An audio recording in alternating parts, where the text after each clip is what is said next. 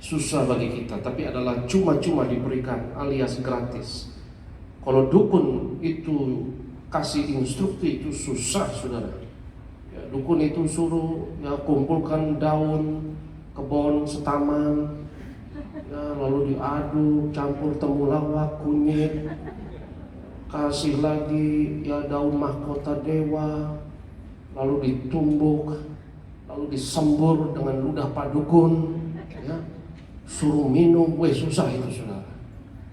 Kadang kita punya prasangka, kita punya teori, kita punya praduga yang merugikan diri kita sendiri. Bagaimana Tuhan memberkati kita? Bagaimana mujizat terjadi dalam diri kita? Buang semua prasangka itu, saudara. Buang semua teori kita. Yesus berkata bahwa setiap orang yang mau masuk dalam kerajaan surga harus merendahkan dirinya dan sama seperti anak kecil. Karena kalau kita sering-sering mengatakan aku sangka, ya, itu justru jadi penghalang kemajuan dalam hidup kita. Ya, memang sekarang masa Covid, masa susah. Ya, memang sekarang kontraksi ekonomi, resesi. Tapi siap-siap Tuhan bisa kerjakan surprise buat saudara dan saya. Yesus, kemuliaan-Mu Tuhan yang sungguh berkati kehidupan kami, berkati hidupku. Sama-sama nyatakan segala pujian syukur Bapa, segala pujian. Mari bersama-sama kita bagi berdiri, kita sambut kebenaran firman Tuhan di siang sore hari. Kau hadir dalam hidupku, kini ku datang sujud di hadapan. Memuji-Mu dan kami menyembah-Mu, memuji-Mu, menyembah-Mu, Yesus, ku menyembah-Mu. Kita berikan tepuk tangan sorak-sorai, berikan kemuliaan bagi nama Tuhan. Segala pujian syukur hanya kami. Oh, segala pujian syukur bagimu. Kau hadir dalam hidup kami. Kini ku datang sujud di hadapan-Mu. Oh, memuji-Mu, kami menyembah Tuhan. Yesus, ku menyembah. Coba Tuhan menjadi kaya. Kita sambut firman Tuhan sama-sama ya. Segala pujian syukur bagimu. Kau hadir dalam hidupku. Kini ku datang sujud di hadapan-Mu, memuji-Mu, menyembah-Mu, Yesus, ku menyembah-Mu.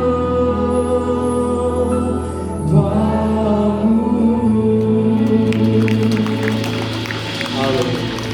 Kami bersyukur Tuhan Yesus, kasih-Mu berlimpah bagi kami saat kami memuji, memuliakan nama-Mu. Engkau yang bertakhta di atas pujian penyembahan kami, Engkau ada di tengah kami. Maka kami siap duduk diam di bawah kaki-Mu, dengar firman-Mu. Rapi hamba-Mu ya Tuhan, urapan yang baru fresh atas setiap kami. Teguhkan setiap firman dengan tanda kuasa dan mujizat. Dan saat kami bersatu dengan tubuh darah Yesus, kami percaya hari ini yang sakit disembuhkan, yang terikat dilepaskan, setiap kok dan belenggu dipatahkan. Dan hari ini kami hanya mengizinkan kuasa roh Allah yang berkuasa atas kami, dan setiap roh yang lain, roh jahat, kuasa kegelapan kami patahkan, hancurkan dalam nama Yesus. Dan setiap niat jahat dipatahkan, hancurkan dalam nama Yesus. Dan kami percaya seluruh gereja Tuhan di Indonesia dalam perlindungan Tuhan yang maha tinggi, dan setiap niat jahat dibatalkan. Maka kami siap ya Tuhan untuk dengar firman-Mu, berfirman-Lah. Kami siap untuk mendengarkan dalam nama Yesus kami berdoa. Haleluya. Yang percaya katakan amin. Haleluya. Tuhan, Kadang kita meminta perlakuan VIP dan itu yang menghalangi kita dengan mujizat. Dan singkat kata, Naaman kecewa karena Nabi Elisa bahkan tidak mau menjumpai dirinya. Saudara bayangkan, ini panglima tentara superpower. Nabi Elisa tidak mau menjumpai dia. Ya, padahal ini seseorang yang sangat super VIP. Seperti ketika perwira Kapernaum mau minta didoakan oleh Tuhan Yesus. Saudaraku, Tuhan Yesus mau ke rumah dia untuk mendoakan hambanya. Tapi perwira Kapernaum ini berkata, Tuhan, aku tidak layak menerima Tuhan di rumahku.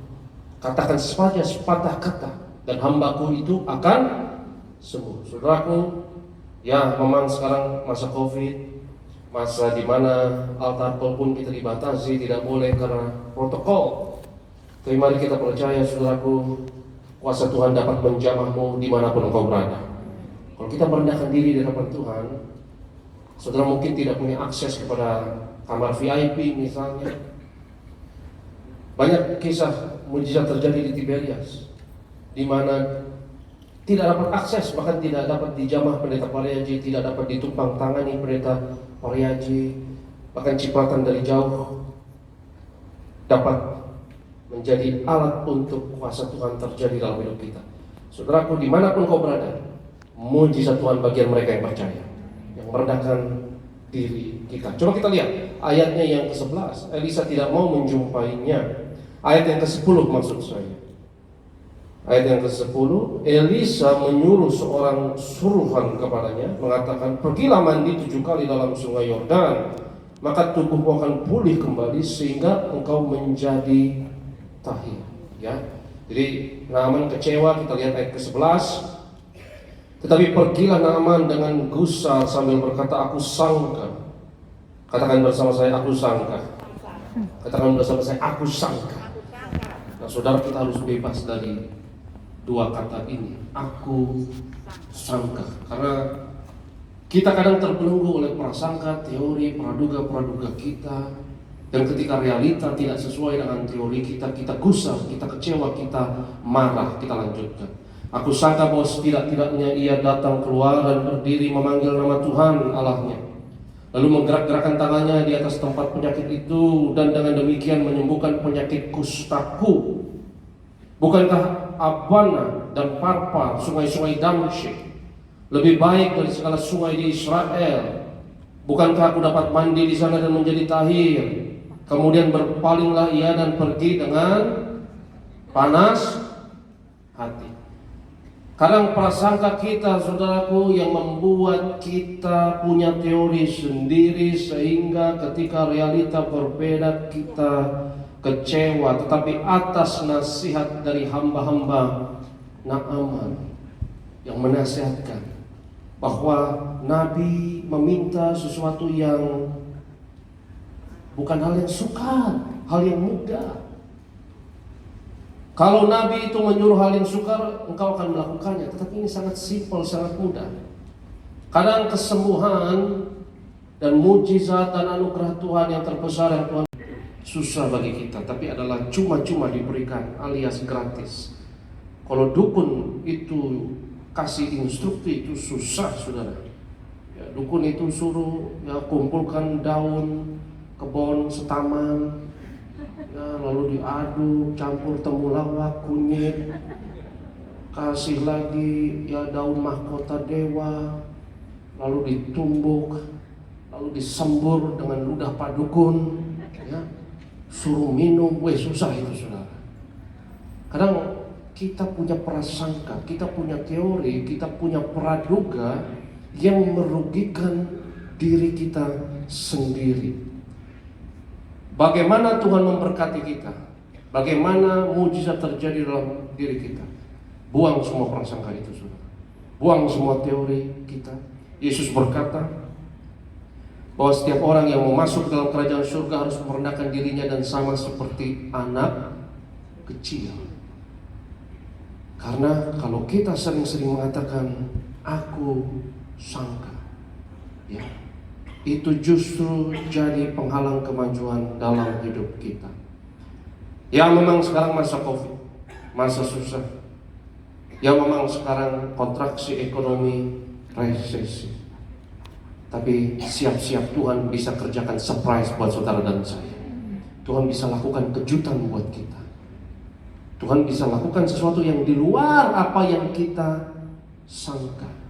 Orang yang banyak prasangka, orang yang memiliki banyak praduga, itu emosional, ya, gusar, panas hati, karena tidak cukup fleksibel untuk menyadari bahwa yang kita tahu tidak cukup, teori kita tidak cukup, sehingga kita harus buka diri kita harus belajar lagi, kita harus upgrade apa yang kita pikirkan, saudaraku, sebab belum tentu yang kita miliki pengetahuan tersebut adalah cukup. Misal seorang gadis ya, yang dilukai beberapa laki-laki, akhirnya dia patah hati, dia generalisir, ya.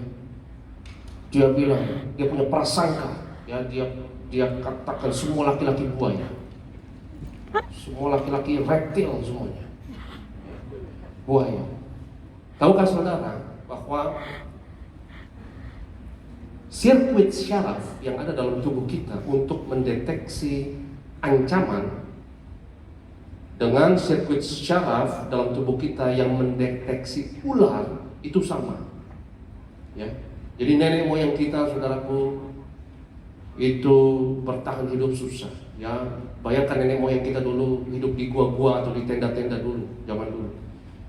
Dan ancaman terbesar adalah ular, ya. Dan sirkuit syaraf dalam tubuh saudara itu dapat mengenali pola ular dengan cepat sekali. Saya nggak peduli, saudara nggak pernah melihat ular, sekalipun sampai saudara dewasa misalnya, saudara nggak pernah melihat ular. Lalu tiba-tiba saudara lihat ular, itu langsung pasti takut, karena itu diwariskan dari nenek moyang kita. Itu tertanam dalam di syaraf kita. Ya, kalau ada pola bersisik, gerak-gerak dekat mata saudara, saudara langsung loncat tanpa kusadari. Dan kita puji Tuhan untuk itu, kita bersyukur saudara, karena itu survival skill yang diwariskan oleh nenek moyang kita untuk bertahan hidup. Karena kalau telat dikit, itu persekian detik, ya, kalau ada sisik-sisik ular, saudara langsung bereaksi, langsung lompat. Karena kalau telat dikit, itu innalillahi saudara, ya. Karena pakutan ular itu cepat sekali, dan kita beradaptasi untuk itu, kita beradaptasi, ya. Bahkan ini terbukti secara ilmiah, ya, kita lebih takut sama ular daripada sama pistol misalnya. Karena pistol baru 200 tahun mungkin, ya, 300 tahun mungkin paling lama. Tapi ular itu sudah beribu-ribu tahun adalah ancaman bagi kita. Itu kenapa kita suka mendemonisasi, kita demonize orang yang kita nggak suka. Karena sirkuit syarafnya sama untuk deteksi ular, untuk deteksi ancaman apapun, ya, itu sama. Orang yang jadi ancaman buat kita tuh setan semuanya, ya. Kita demonize, pokoknya ini orang ini ancaman, ini predator, ya. Misalnya Hitler, setan, ya. Tetangga kita yang suka gosipin kita, setan juga sama, ya. Padahal nggak gitu-gitu amat sebenarnya. Mertua yang nyebelin, setan juga, ya. Jadi kita ini lebay banget. Kita punya praduga, prasangka, bias yang sangat lebay, yang kalau sampai parah itu jadi rasis misalnya. Ya, kita rasis, kita punya praduga, suku ini pemalas misalnya, suku ini atau ras ini pemarah. Kita juga punya bias, punya praduga, punya prasangka untuk misalnya jenis kelamin tertentu dan misalnya profesi tertentu dan lain sebagainya. Dan kita harus bebas dari prasangka-prasangka ini. Karena prasangka, beberapa bias itu bisa membantu kita, misalnya untuk bertahan hidup. Nenek moyang kita bertahan hidup dari predator, dari ular, dan sangat sensitif dengan pola apapun yang menyerupai ular supaya kita bisa bertahan hidup. It's okay, itu bagus. Tapi untuk hidup di abad 21 modern seperti ini, saudaraku, praduga bias tersebut justru menghalangi kemajuan kita. Ya, itu kenapa seorang perempuan misalnya, ya, yang patah hati, Dia bilang semua laki-laki reptil semuanya. Semuanya buaya.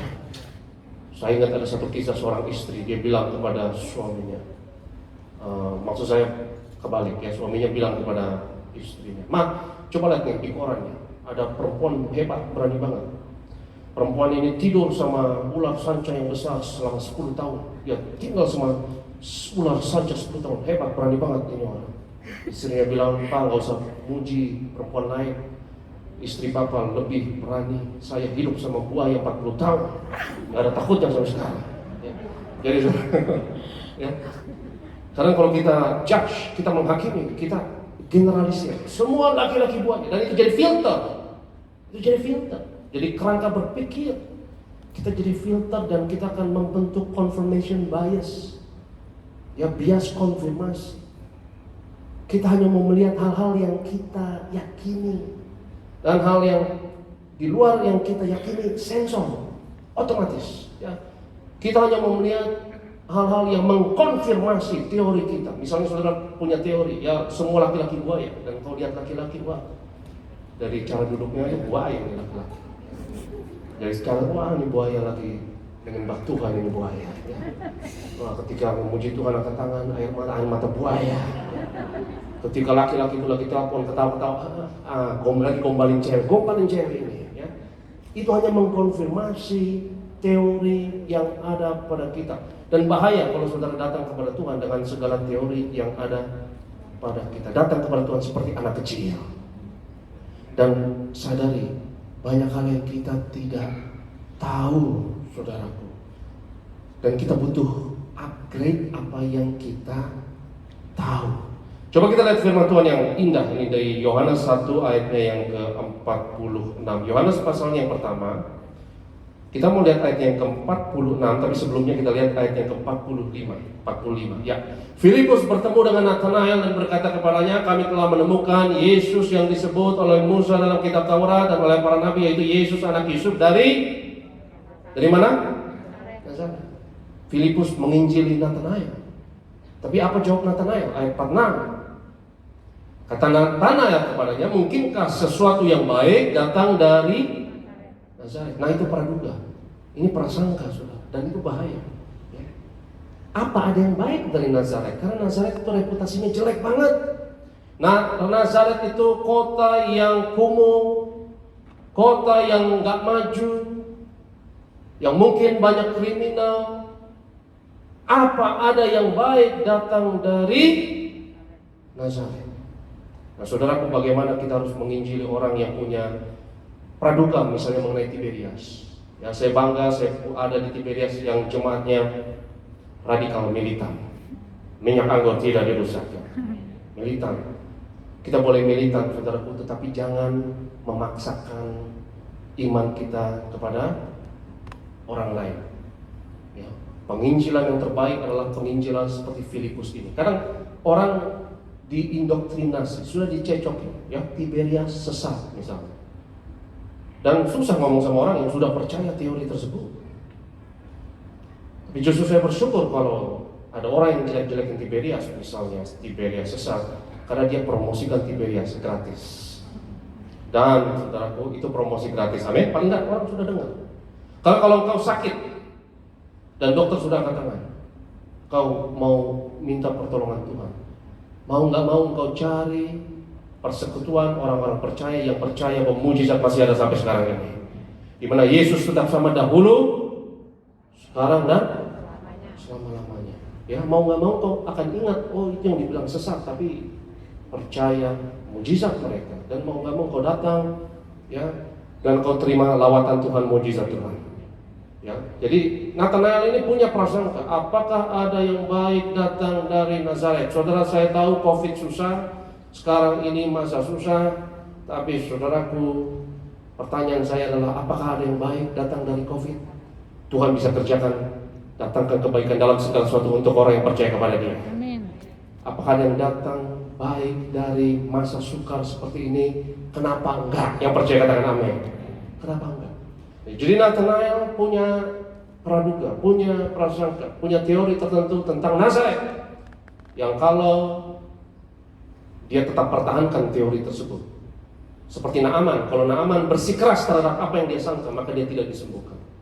Kalau Nathanael misalnya bersikeras bahwa segala sesuatu yang datang dari Nazaret pasti sesat, maka dia tidak akan percaya kepada Yesus. Karena Yesus datang dari Nazaret. Coba lihat ayat berikut, ayat yang ke-47. Kata Filipus kepadanya, mari dan lihatlah. Mari dan lihatlah. Katakan bersama saya, mari dan lihatlah. Saudaraku, penginjilan terbaik adalah ini. Mari dan lihatlah. Lihat sendiri. Lu datang, jangan judge negatif, juga nggak usah sok-sok percaya positif juga. Jangan judge positif juga. Ya nggak usah positif thinking juga, nggak usah maksa.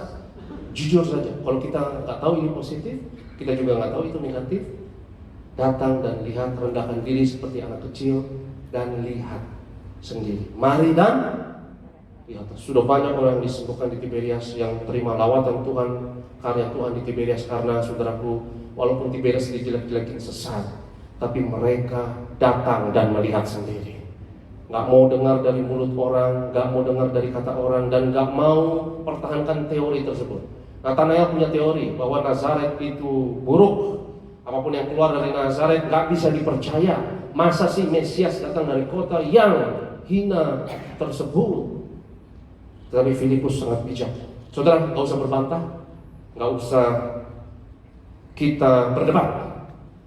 Dua kata ini, mari dan lihatlah. Kita lihat kelanjutannya. Kata Filipus kepadanya, mari dan lihatlah. Yesus melihat Nathanael datang kepadanya lalu berkata tentang dia, lihat, inilah seorang Israel sejati, tidak ada kepalsuan di dalamnya. 48 kata Nathanael kepadanya, bagaimana kau mengenal aku? Jawab Yesus kepadanya, sebelum Filipus memanggil engkau, aku telah melihat engkau di bawah pohon ara. 49 kata Nathanael kepadanya, Rabi, engkau apa? Anak Allah, engkau raja orang Israel. Nathanael akhirnya percaya atau tidak, saudara? Percaya atau tidak? Percaya. Dia percaya karena dia melihat sendiri.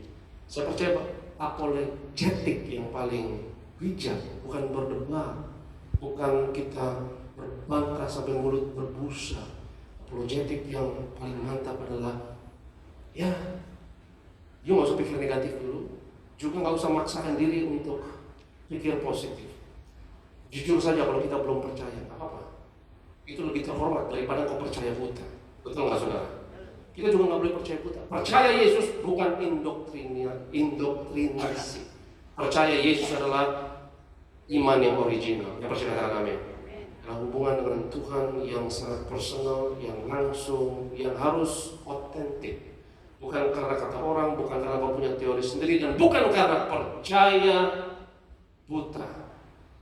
Ya, apakah ada hal yang baik datang dari Nazaret?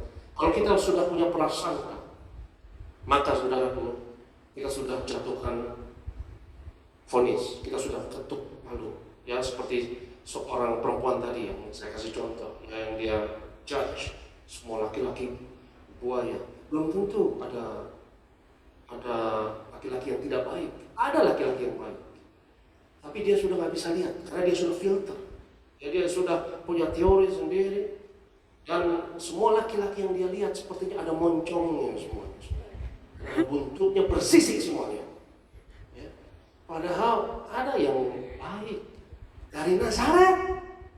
Kalau kau pertahankan teori tersebut, kalau kau pertahankan teori misalnya bahwa mujizat sudah tidak ada lagi sekarang ini. Kalau kau pertahankan teori bahwa kesembuhan tidak ada lagi sampai sekarang ini, kau bersikeras pertahankan teologi tersebut, mati-matian, maka kau punya filter tersendiri.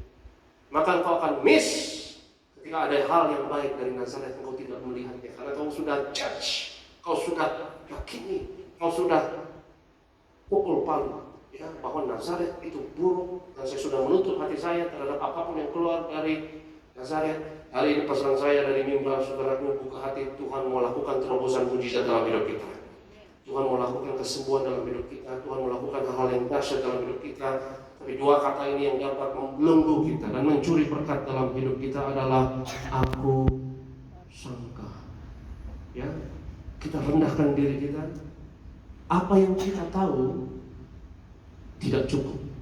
Dan seperti anak kecil, kita datang kepada Tuhan dan akui dengan kerendahan hati bahwa kita masih butuh belajar, kita masih butuh informasi lebih lagi. Kalau yang engkau sudah tahu sudah cukup, yang sempurna, ya selamat, engkau tidak perlu bertobat lagi. Tapi setahu saya, kita butuh bertobat sekali lagi. Yang sudah dengan amin. Yang butuh bertobat dengan amin. Kalau kau sudah sempurna, engkau nggak perlu upgrade. Tapi kita butuh upgrade. Selalu butuh upgrade. Coba kita lihat firman Tuhan, Matius 26 ayat yang 41. Firman Tuhan berkata, berjaga-jagalah dan berdoalah supaya kamu jangan jatuh ke dalam pencobaan. Roh memang penderut tetapi daging lemah. Ya, ini perkataan Yesus kepada 3 muridnya yang sudah mulai ngantuk saat khotbah. Bukan saat khotbah, sorry. Mereka berdoa di Getsemani ya, Getsemani ya. Berjaga-jagalah dan berdoalah. Bahasa Inggrisnya tolong tampilkan. Karena berjaga-jagalah bahasa Inggrisnya, lihat, watch and pray. Katakan bersama saya, watch. Katakan bersama saya, watch. Watch. Ya, lihat dan berdoalah. Lihat, melek, perhatikan. Ya, coba tolong 3 baris yang ada di belakang, katakan kiri kananmu, katakan ayo melek. 3 baris belakang saja, yang depan sih sudah ngopi semua. Ya, biasanya yang bahaya yang belakang. Ya, melek. Ya, watch.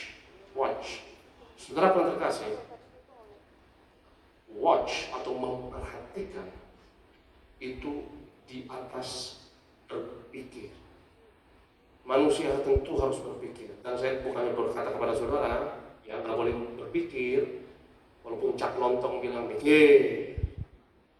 Tapi yang lebih dari berpikir adalah memperhatikan. Memperhatikan bukan berpikir, saudara. Watch, lihat.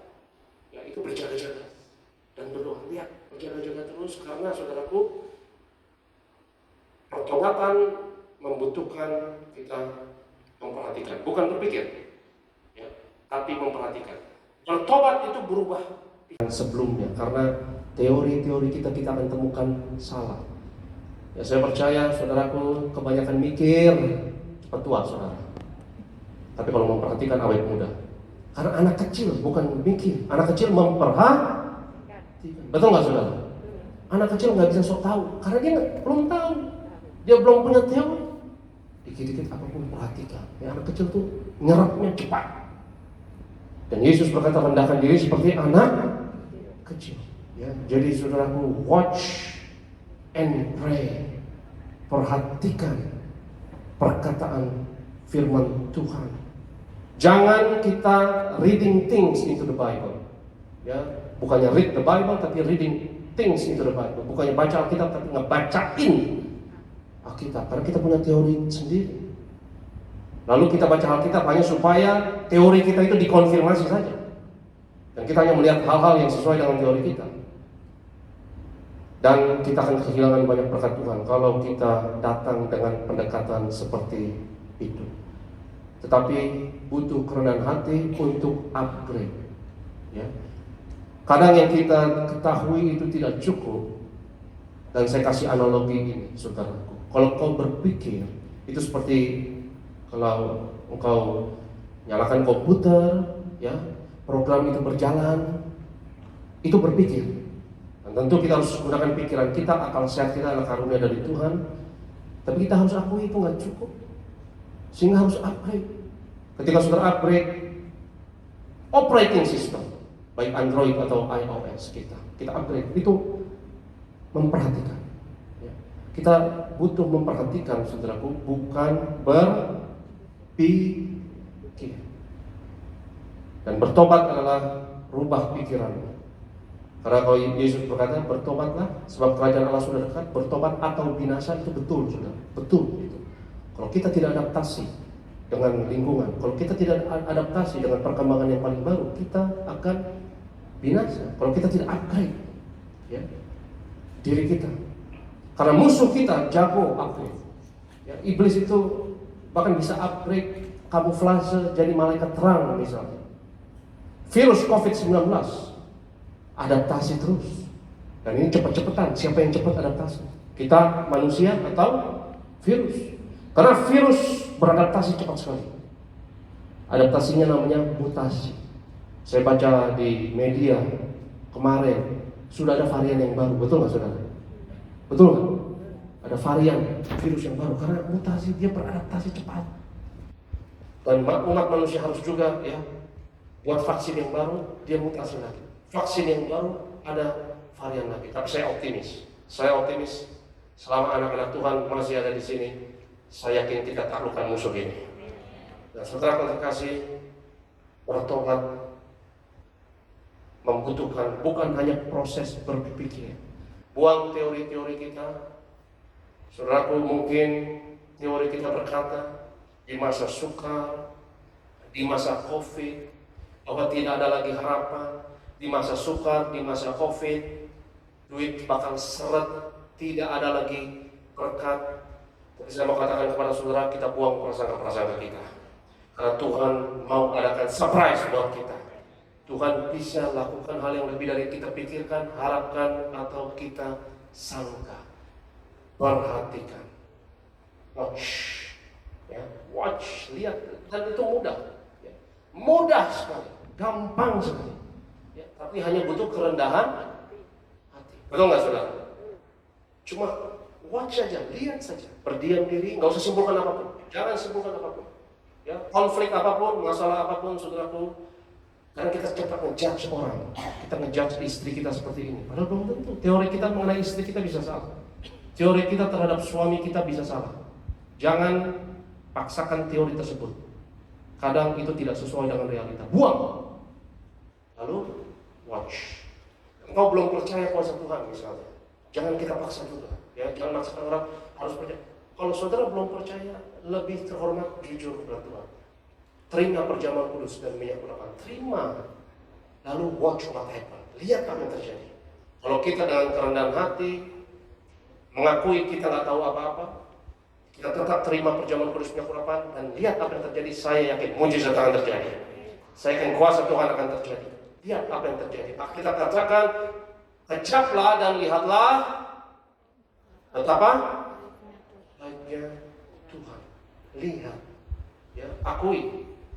Kita tidak tahu banyak, kita butuh informasi lebih, sehingga shutdown dulu teori kita, shutdown dulu pikiran kita, shutdown dulu. Ganti dengan mata yang bukan berpikir, tapi memperhatikan. Ya, akui kita tidak tahu istri kita, tidak tahu suami kita tidak tahu anak-anak kita. Karena kalau sudah punya teori, orang ini pasti begini. Orang ini pasti begini, itu akan merusak hubungan. Itu kenapa kita lebih manis sama orang asing. Kenapa saudara? Karena kita nggak punya teori mengenai orang asing. Betul nggak saudara? Betul nggak? Saudara nggak punya teori mengenai orang asing. Saudara belum kenal dia. Saudara nggak tarik kesimpulan apapun. Sehingga saudara memperhatikan orang asing. Ya, tapi orang yang sudah kita kenal, kadang justru kita hubungan tidak baik. Itu kenapa Yesus tidak diterima di mana? Di Nazaret, di kotanya sendiri.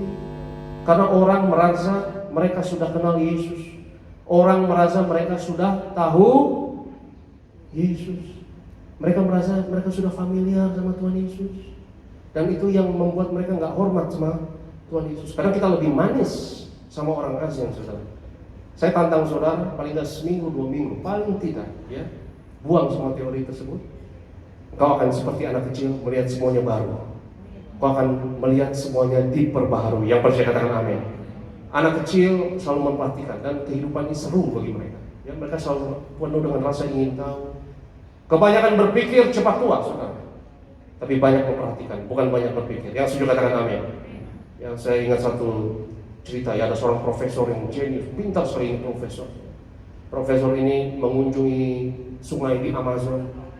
Dia menumpang di satu perahu sederhana, ya, akhirnya tukang dayungnya itu mendayung sungai. Dia lihat pemandangan sungai Amazon dan hutan Amazon yang indah.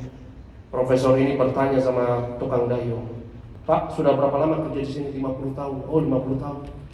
Kerjanya ini aja? Iya, ini aja. Bapak ngerti biologi nggak? Soalnya dia lihat ya banyak binatang-binatang, tumbuhan. Ngerti biologi nggak? Oh enggak, saya cuma tukang dayung. Aduh sayangnya. Seperempat dari hal yang perlu dimengerti untuk mengerti lingkungan ini Bapak tidak ngerti, sayang sekali nggak ngerti biologi ya. Kalau geografi, Bapak ngerti nggak geografi? Tukang dayungnya dayung, dia bilang, waduh nggak ngerti, kita orang kampung di sini ya. Wah sayang sekali, seperempat lagi Bapak tidak mengerti mengenai hal yang harus dipelajari di sini. Kalau zoologi mengerti nggak ilmu tentang binatang-binatang zoologi? Wah nggak ngerti, aduh sayang ya. Masa nggak ngerti? Kalau ekologi ilmu tentang ekosistem ngerti nggak? Wah tidak ngerti juga. Ya, akhirnya itu perahu saudara tiba-tiba jeder, dia nabrak batu yang ada di tengah. Air sudah mulai masuk. Wah profesor ketakutan. Ya, tukang dayungnya tanya, profesor ngerti nggak renang logi ngerti nggak? Apa ilmu berenang? Wah saya nggak bisa berenang. Waduh, ya lewat sudah ini 50% kesempatan hidup lewat sudah. Oke, renang logi nggak bisa. Kalau kabur logi ngerti nggak? Kabur logi, ilmu kabur. Kenapa? Banyak buaya logi di sini, buaya logi. Ya. Jadi saudaraku, kita harus akui ilmu kita tidak cukup. Apa yang kita tidak tahu itu lebih banyak dari yang kita tahu. Makanya bertobat artinya berubah pikiran dan bertobat. Stop berpikir dan mulai watch, mulai memperhatikan. Yang percaya katakan amin. Haleluya. Aku tak melihat jalanmu saat ku tak mengerti rencanamu, namun tetap ku pegang janjimu.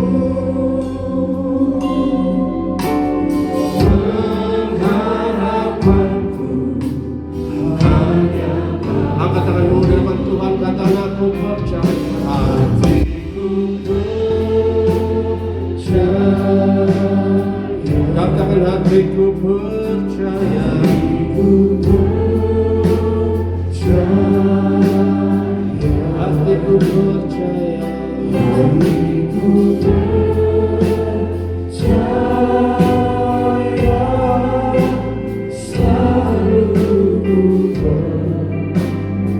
hatiku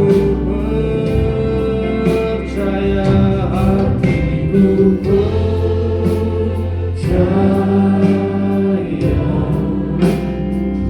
hatiku percaya,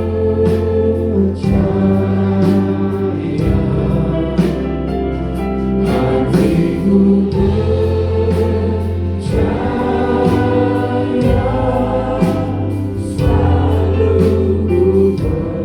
lebih sungguh angkat tanganmu, angkat hatiku percaya.